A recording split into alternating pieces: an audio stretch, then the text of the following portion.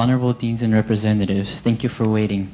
Welcome to the second day of the second Asia Pacific Business School Dean Summit. If you didn't see us today, my name is Paul G. And I'm Jennifer Kim. And we will be your hosts again for today. First off, we will begin with an opening address by Dr. Doo-hee Lee, Dean of Korea University Business School. Please welcome him with a round of applause.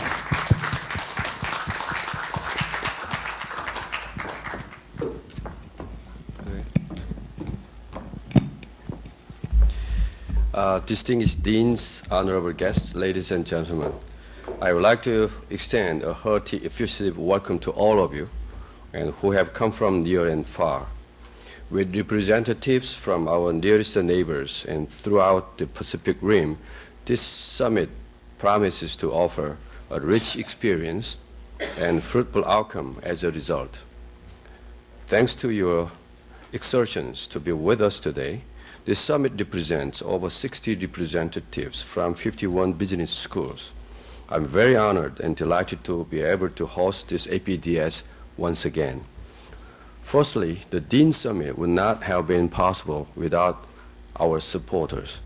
I would like to give special thanks to Mr. Choi Meng-ho, Vice President of 동아일보, and Sung Jae-do, Provost and Executive Vice President of Korea University, Professor Edwin Chang, Dean of Hong Kong Polytech University, Pierre Tapi, founder of Paxter, Chairman Sung-Yu Kim, Hana Financial Group, Chairman and KUBS alumnus Chairman Byung-woo Lee for their sponsorship, the Association of Korea Business Schools, as well as Amore Pacific for their company visit opportunity tomorrow. In constitution of last year's historic event, this summit continues to mark an important point in business school development in the Asia-Pacific region. Leading Asia-Pacific business schools have gathered to take on the challenges of constructing and promoting regionally derived and focused business education and research. The first APDS was an opportunity for 70 representatives from 64 business schools to explore the unknown frontier that is Asia-Pacific business education. We were able to share many insights and find common ground despite our different nationalities and backgrounds. After 2 days, the first APDS produced the fruitful results in that all participants came to an unanimous agreement on the Seoul Declaration for Asia-Pacific Business Education. The reason we were able to produce such result in such a short time was due to common awareness of issues and solutions in the region. The first APDS was an occasion in which we were proud to know that we were laying the foundation for Asia-Pacific business education. Among the various resolutions from the first APDS, KUBS has been putting forth utmost effort for the publication of the first issuance of the Journal for Asia-Pacific Business Cases. We have been collaborating with one of the Korea's top newspaper publishing companies, the 동아일보, in jointly creating infrastructure and contents for the journal. The expected issuance of the journal is anticipated to be sometime next year. With that aim, case presentation sessions have been duly added and will be held concurrently in this year's APDS for the first time.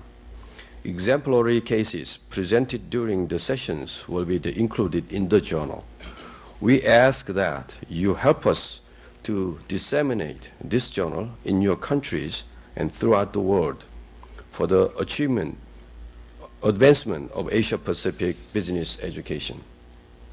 However, even a year after that first APDS, though Asian economic development has greatly expanded, it is in the stark contrast to be the actual application of business education and research in the region. This disparity between current reality and latent potential of Asia-Pacific business education must be reconciled. Through this summit, we must continue efforts to define and model Asia-Pacific styles, business styles, for the benefit of future students and practitioners. To that end, we will discuss 3 essential themes during this conference. First, we must consider the most appropriate educational content to impart to our students and most effective pedagogical approaches to achieve that goal. Second, we must consider the content and direction of relevant research to the Asia-Pacific across all areas. Third and finally, we must innovate ourselves so that we can effectively promote the entrepreneurship necessary to confront a world of dynamic change. As we continue to rewrite the history of business education in the Asia-Pacific region, I would like to express my sincere gratitude for your presence today in this momentous event. Thank you all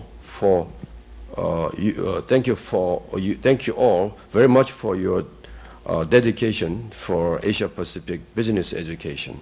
Thank you very much for coming, and let's go forward together.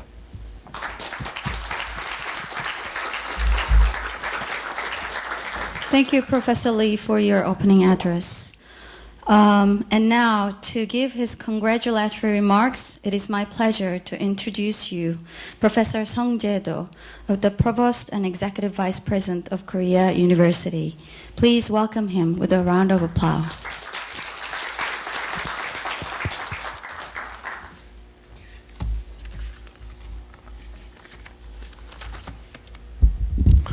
Well, good morning, deans and representatives of Asia-Pacific Business School, and ladies and gentlemen. It is my pleasure to welcome you to the second Asia-Pacific Business School Dean's Summit and to Korea University. I'm sure that, like the first summit, the second summit will continue to provide a venue for lively interaction about the issues and challenges facing business school in the 21st century. Korea University is proud to host the summit once more and to welcome you to our Annam campus. As Vice President, I would like to briefly introduce our university to you. Korea University was established in 1905 and has been educating students who has gone on to become leaders in both national and international field. At present, we have over 4,700 faculty members and over 35,000 students enrolled in undergraduate and graduate programs. As the first institution of higher education to teach law, economics, and commerce, we are also the first to establish a business school in South Korea. In this light, Korea University has been a forefront of business education in Korea and Asia. The Korea University Business School is top ranked in Korea and is making new strides every year. As the founding institution of the Asia-Pacific Business School Dean's Summit, KUBS and Korea University hopes that the summit will continue to bring together business school representatives to further business education in the Asia-Pacific region and beyond. I'm confident that in this summit, significant issues will be addressed and that the result will directly impact the future of the Asia-Pacific business education. I hope that the sessions over the next 2 days will provide you with the opportunity to foster mutual understanding and cooperation, and moreover, to making lasting relationships.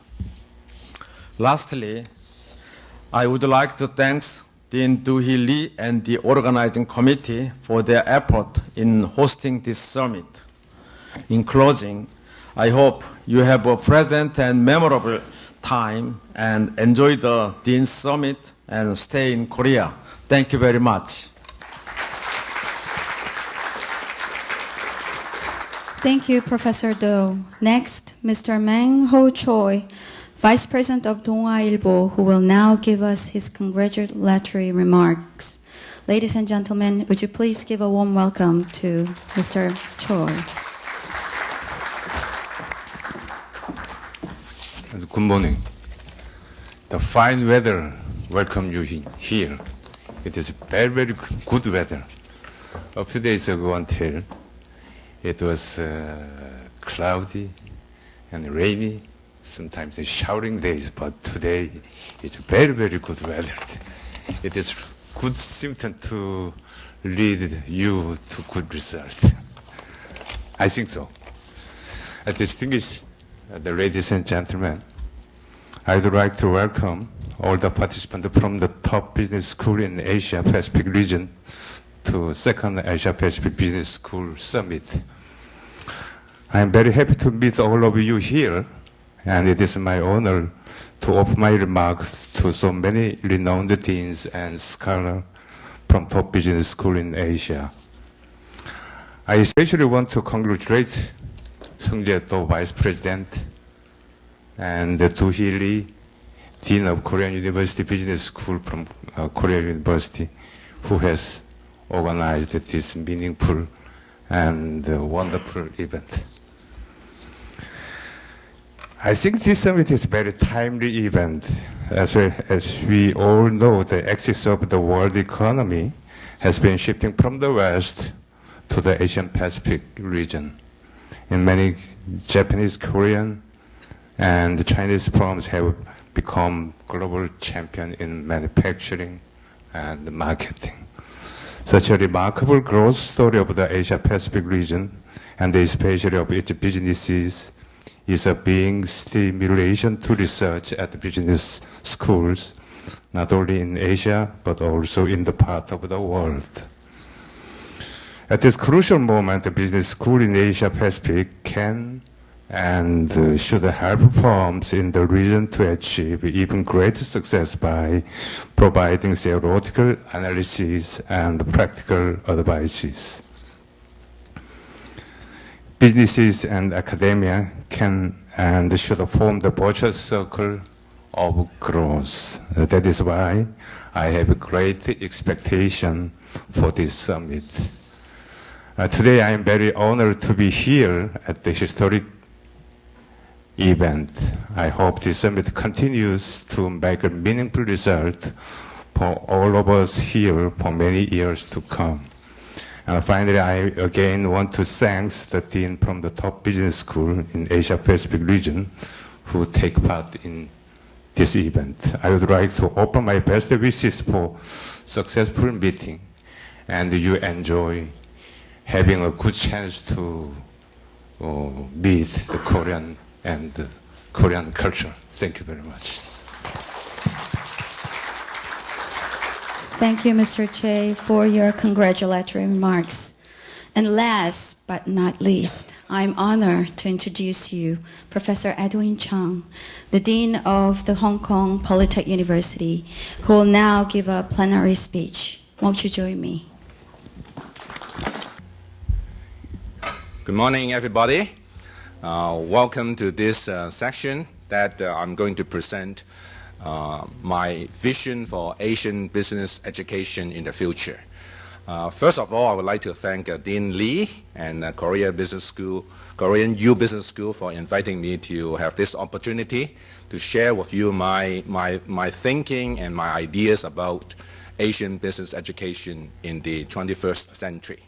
So when Dean Lee invited me to make a presentation on this, and he asked me to just come up with any topic, then I thought for a while, and then I picked this topic, Asian Business School of the Future. And in fact, I would like to further refine it by saying that I would focus on the Asia-Pacific region because Asia is very big. So even the Asia-Pacific region is big enough for us to think about the business education in this region. Okay, so as we all know, the Asia-Pacific region is huge in terms of the population that it covers, as well as its importance towards the global economy, and also the population. And because of this, there is huge demand for manpower training, particularly in the area of business and management in the next 2-3 decades ahead. So that's why we need to have a clear vision as to what we need to prepare for the management education in this region. So let's start with some predictions. As for all kinds of vision talk, we focus on some current predictions, and we go from there. So one prediction given here is that the Asian education market, in particular, I mean, this is a quotation from Kremer. In the future, more Western business schools will come to Asia not to export their courses, which they have been doing all along, but to learn because of the challenges and opportunities that globalization means for management, education, and research can only be understood by actually being in Asia. So according to this prediction, there are huge challenges and opportunities available in the Asian market for business education. So that is one thing that if we are going to do something here, we are prepared to take up the challenges, and obviously many opportunities are waiting for us to take advantage of. And then the second prediction is that the Asian education market, like all markets, will consolidate, change, and become less quantity focused and more quality focused. But for the foreseeable future, this education and research arena is one with tremendous potential for internationalization and research excellence, ready to soar to new heights. So that's by QS. So one of the educational exhibitors and promoters in this region, as well as in the whole world. So according to this prediction, in the future, in the 21st century, Asia education is more geared towards the quality improvement side. And that is already happening, as you can imagine, or as you can observe from the QS university ranking. Many schools, many universities in the Asia countries, Asia Pacific region in particular, have moved up the league table, and they occupy very prominent positions according to measures of their research excellence. So that is something that is going to continue. And then, of course, that is a fact that many governments and the private sectors also in the Asian Pacific region are putting a lot of resources to develop research. And many of these research efforts have turned out to be very fruitful and get into the academic circle. So that is another thing that we need to take note of when we talk about the Asia business education in the future. Then with that prediction, the next thing I would like to talk about is that there are some criticisms of business schools today. Most of these criticisms are quite common, and we are well aware of. The first one is that the management education has seen an impressive rise since the 1950s with the permeation of scientific rigor in management research and the popularity of the MBA program. So that is a fact. But critics also argue that business schools have strayed from the value of management education, rigor at the expense of relevance. So I think that is something we are all aware of, and we try to find ways to address this issue. In particular, this is an issue that Asian business schools have to face and have to find some innovative means to address. And then teaching has failed to prepare students for the real world, actually for real world management problems. So we follow the traditional Western model, and we focus too much on theory. It's not that theories are not important. It's a matter of how to integrate theories and how to integrate the local flavor of business and management problems into the theories, and then how to teach students to make the innovative use of theories to address real-life problems. So that is a challenge that we have to face.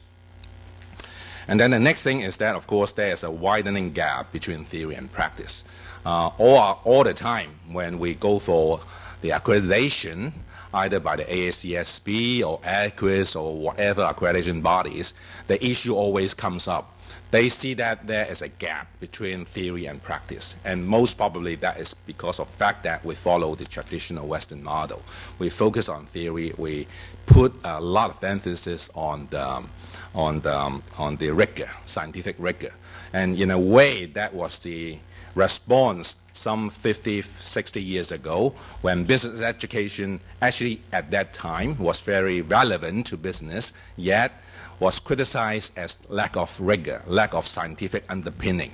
So there was a 180% change in the emphasis. So the pendulum swung all the way to the scientific rigor aspect, and forgetting about the relevance to education, the relevance of business education to the business world. So these are things that we are well aware of, being the criticism constantly being labeled and conveyed to the business school deans. That's something that they have to find a way to address.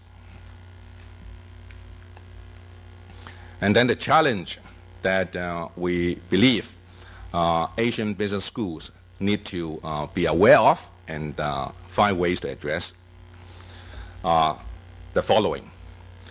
Then the first challenge is that we are currently having an over-reliance on theories and case studies derived from the West that are reflective of a post-industrial society rather than developing economies. Of course, we should not lose sight of the idea that many countries in the Asian Pacific region are developing economies, and they have their own management problems that might not be well addressed by the established theories that was developed many years ago and based on a totally different environment. And then the second criticism is that because of the first one, it leads to a mismatch between what Asian business schools offer and what students need to make them employable. So that is also one thing that always come up at the accreditation meetings. So obviously many schools are now very good in doing academic research, and they even rank very highly according to the academic research league tables. Yet there's a big gap that what they teach students is what the professor thinks would be important for students, rather than what the employer thinks are important for students to know, so that they can come and work on their company's problems. And then a third criticism in particular applies to Chinese schools. That is, Chinese business schools in particular are criticized about the lack of ethics education. So that is something well known, something that we should not be shy about saying. And then if we admit that, then we have to be bold enough to find ways to address this issue. And I believe that some of the pioneer schools in China are now aware of this issue and have taken steps to address this issue. Business, I think why business education is so successful, obviously, is well known that business, entrepreneurship, and management courses are the fastest growing areas in Southeast Asia education, according to some report. This, along with the ICT, that is information communication technology, are the most popular areas within both the private and public higher education sectors.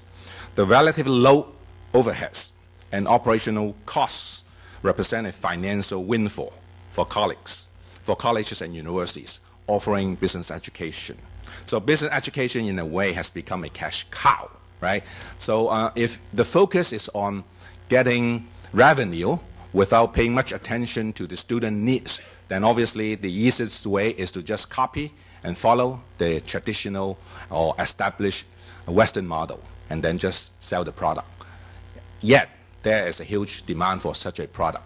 So if you are not careful enough, then many business schools actually have fallen into this trap by simply following the so-called traditional norm. And the more successful they are, the more they think that they're doing the right things. And unfortunately, the more the gap is widening between the reality and what they teach.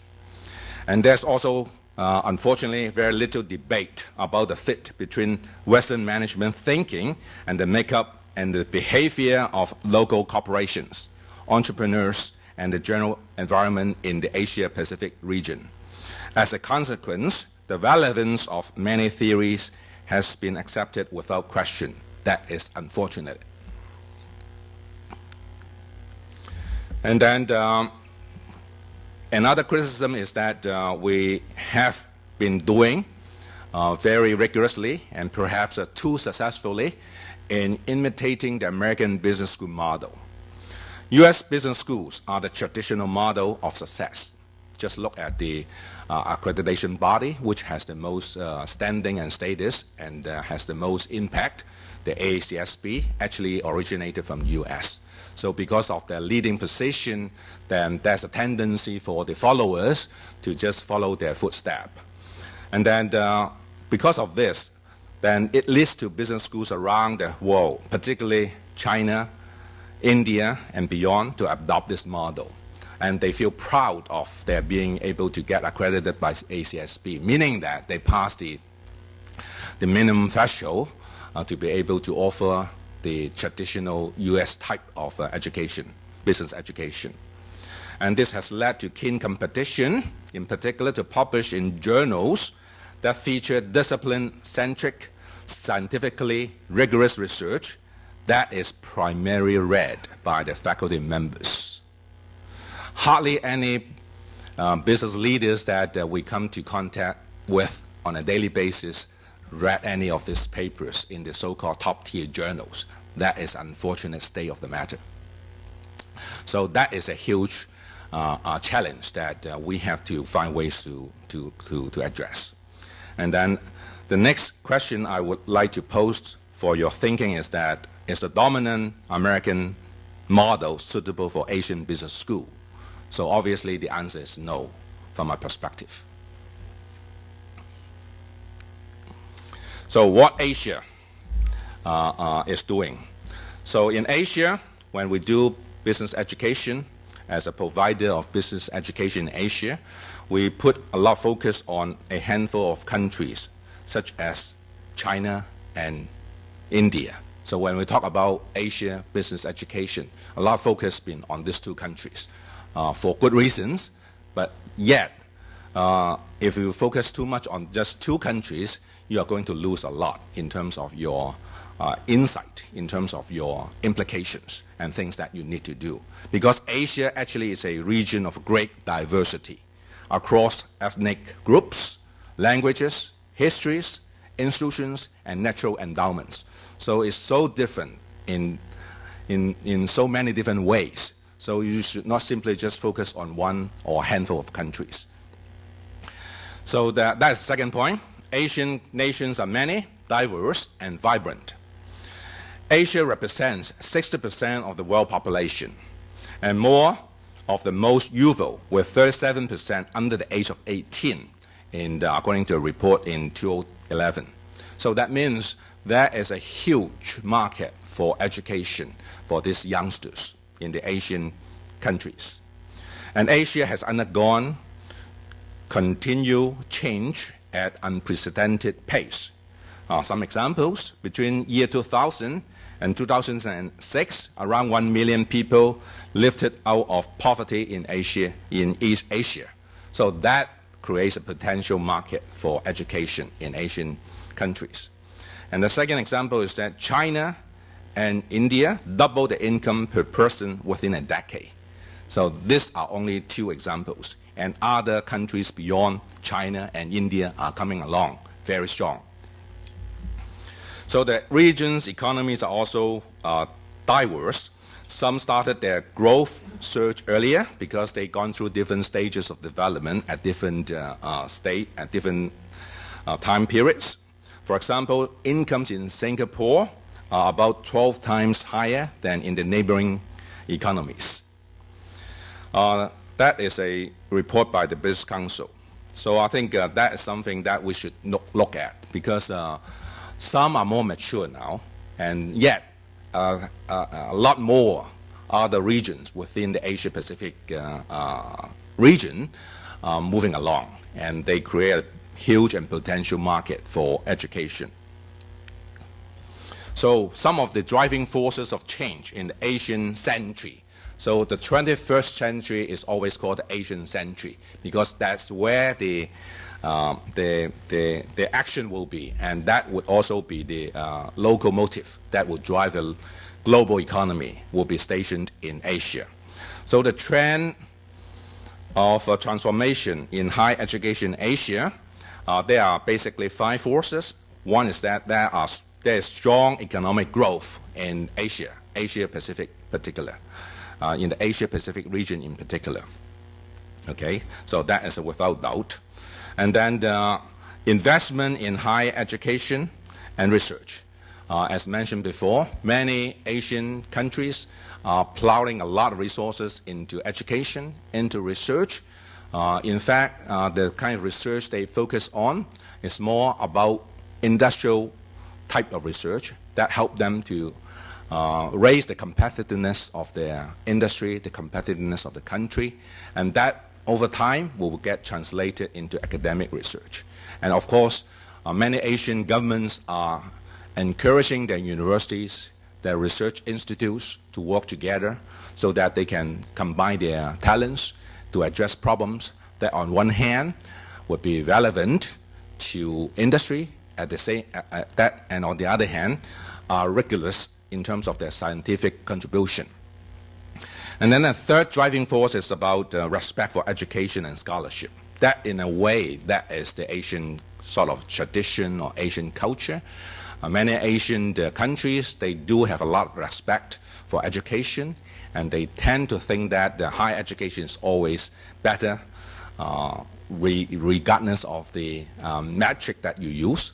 So that means as more people in the Asian Pacific regions are able to afford education, then more will actually go for education when the opportunities arise. And then the next driving force is that the relatively high population growth.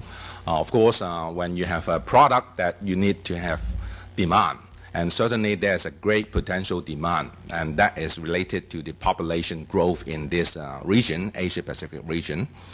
And then there's growing student interest in the region.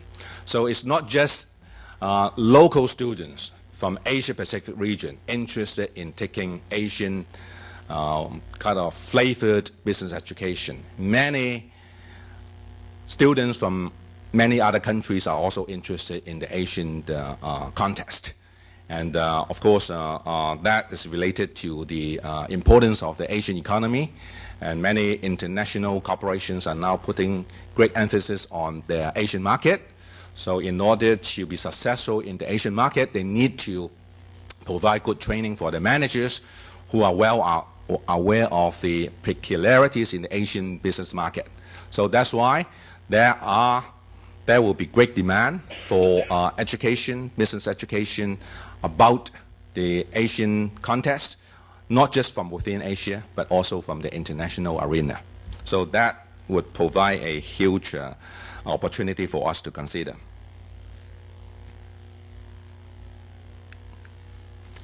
Then, of course, with population growth, also is supplemented by economic growth, so that the two together would create huge demand for education in the Asian market. So just take a look at some statistics. In 2005, you can see that the black portion represents the Asia contribution as a share of the total world output share. And then the Asian portion is set to grow. To 2015, it's going to grow bigger. 10 years after 2005. And then it's predicted that to grow even further in 2025. Roughly half of the world output will come from Asia. So that is something very staggering.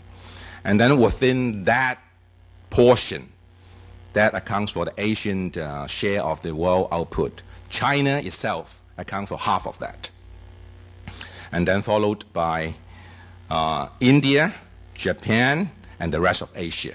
So there actually is what the action will be coming in Asia, 2025. So that is, I mean, this kind of statistics is very important to bear in mind. And then, of course, in addition to that, we have seen rising participation in higher education across all this bachelor's program. Okay, the number of the percentage of students, qualified students that would go into a bachelor's program by country between 1980 and 2011. You can see that is a kind of continuous growth being the trend. So enrollment in higher education has experienced explosive growth across Asia over the past 20 years. The result of school participation rates, increasing demand of the society, and then of course, the perceived importance of advanced education in the subsequent life opportunities. So these three factors contribute to this great increase in the participation rate in higher education. So from this figure, you can see that in China, Laos, People's Democratic Republic, Malaysia, Nepal, Sri Lanka, among these countries, the gross enrollment ratios for bachelor's programs have increased over 10 times over the past 4 decades. So only four of these countries already exhibited this phenomenon growth rate, and the other countries are following behind. So now, with this being the setting the stage, then what I think I would like to share with you the imagination about the future Asian Business School. So some of the visions that I would like to share with you. So business school with an Asian identity. So that is the gist that I would like to convey to you. Across Asia, many deans agree that to survive and to prosper in the long term is insufficient to simply follow the Western business school model, although that has served us well in the past. And then perhaps for the future development of Asian business school or the Asian business education, I would like to share with you that it will become captured in the so-called 4 Ps. The first one is pedagogical and program shift. The second one is a sense of purpose we have to instill in the program. And then we got to be closer to practice. And finally, we have to establish good partnerships, either within ourselves or across ourselves with the industry and also with the government sectors. So why 4 Ps? Just a little bit of joke here. If you look at the PowerPoint at the bottom, you see that we have the PolyU, the logo, is made up of 4 Ps. So that's why we need 4 Ps. Whatever we talk about, we have 4 Ps, right? So I didn't bring my logo here. Also, we have the 4 Ps. So that's why we have the 4 Ps here. So let's go through them one by one. Okay. Pedagogical change. So Asian universities are often criticized for encouraging rote learning, which numbs creative and inquisitive capabilities. So we have to change that. Future Asian business schools could move towards more experiential and inquiry-based learning methods. Learning by doing as a way to give students realistic learning challenges and encouraging them to move away from this silo approach. And these pedagogical approaches will shape graduates who could hit the ground running. So that is the key thing. And then the role of the professor in the classroom will be shifted from sage on the stage to guide on the side. So that's why I'm standing on the side rather than standing in the center stage. And then in terms of program change, we need to put more emphasis on the multidisciplinary approach. So Asia is emerging as a world center of innovation and technological development. So we need to adopt the design thinking approach whereby we focus on the capability to think and then to be creative in finding solution to problems. So that is the emphasis of design thinking, okay? The next thing is that the Asia's role as a growing innovation and entrepreneurial hub means there is a need to infuse multidisciplinary perspective into our programs and research. So these are things that we propose that we need to think about and try to bring about these changes into the program design. And then we have to inject creativity into the programs, in addition to bringing multidisciplinary dimension to the program.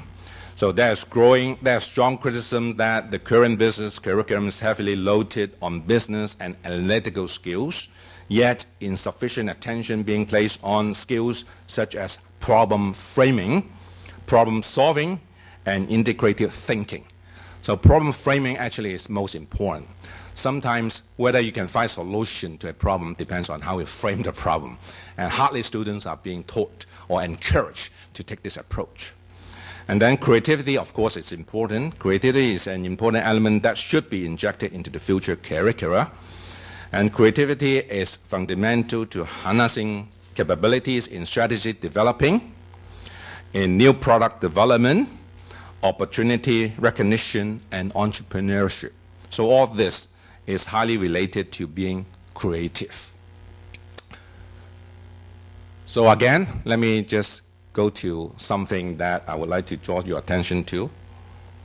Let's go back. This one, the second part of the logo, ideas. That is our keyword in our business school. Ideas.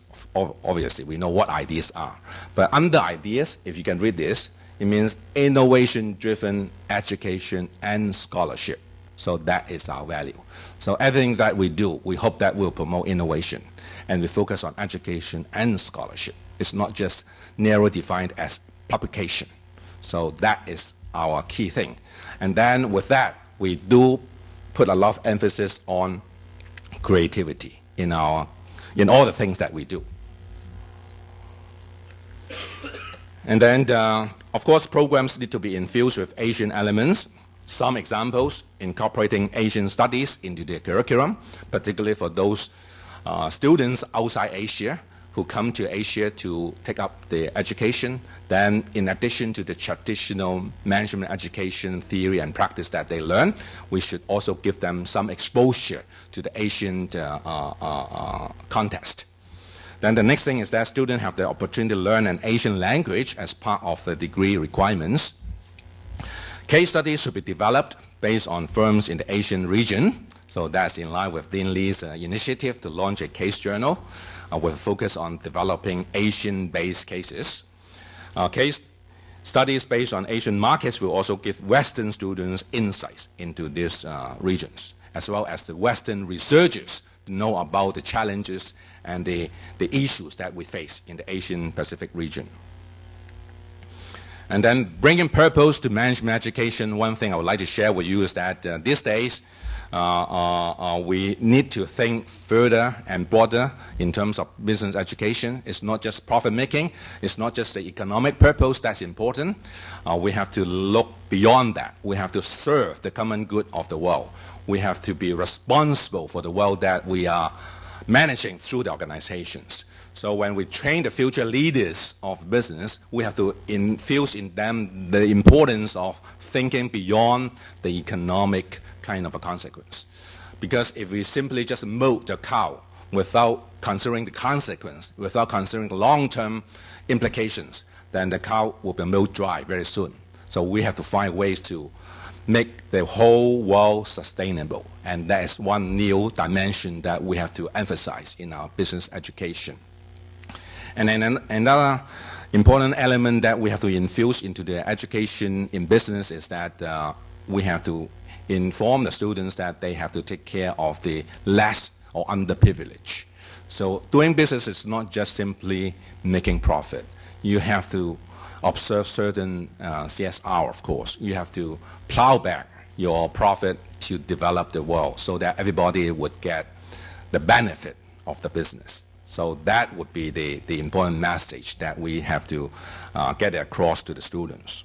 So 50-20 is a challenge, meaning that 50 means that it's 50 years after the major curriculum change in the business education, after the Carnegie and Ford Foundation. And because of that, business education has become much more scientifically rigorous, yet at the expense of relevance, as I mentioned earlier. 20 means that it's 20 years after the Rio summit about the Earth. And then at that summit, it was the first time that the United Nations called for the business community, business school in particular, to take into consideration to be responsible for the development of the whole world. So that is called the responsible management principle that we would like to infuse into the curriculum. So that actually that is a conference we held in July about the 50-20 and what its implications for business education in the 21st century. So we hope that we try to do a little bit part to promote and to encourage this as a way forward. And then partnership, of course, we talk about being relevant. Then you have to establish partnerships with different sectors. We have to cooperate with the companies into the learning process to boost graduate employability, that's for sure. Closer collaboration between regional and international partners to boost global outlook for our students and provide diversified opportunities, again, for the benefit of the students.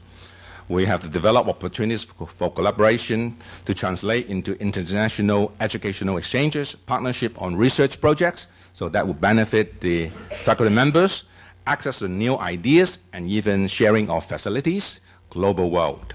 And through partnership, we can overcome the limited funding many Asian schools face. So that is a very good way to leverage on the different strengths that each partners can contribute, so that 1 + 1 is always greater than 2. So some examples of a recent partnership between Asia and Europe that I'm aware of. For example, Tsinghua and Next School of Management in France have signed an agreement to launch an international DBA. So that's a very obvious example.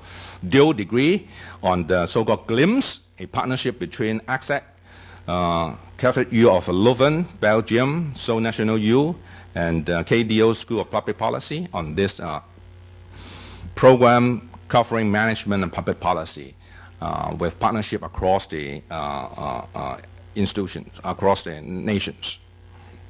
Then another partnership I would mention is that last year we established, well, actually, Poly is one of the founding members of an alliance. It's called the Alliance of Chinese and European Schools, with 10 founding schools from Europe and 10 founding schools from China. So the whole purpose is to encourage further collaboration in the Sino-Europe kind of collaboration in research, in program development, in the partnership on projects, and all this is all fall within the remit of this. So, and of course, in Asia region, there are a lot of opportunities that we can engage in this kind of alliance. And obviously, I understand that the participants in this summit have their own alliances already built up, and we hope that we can make use of this forum to further develop this relationship and forge ahead with the partnership.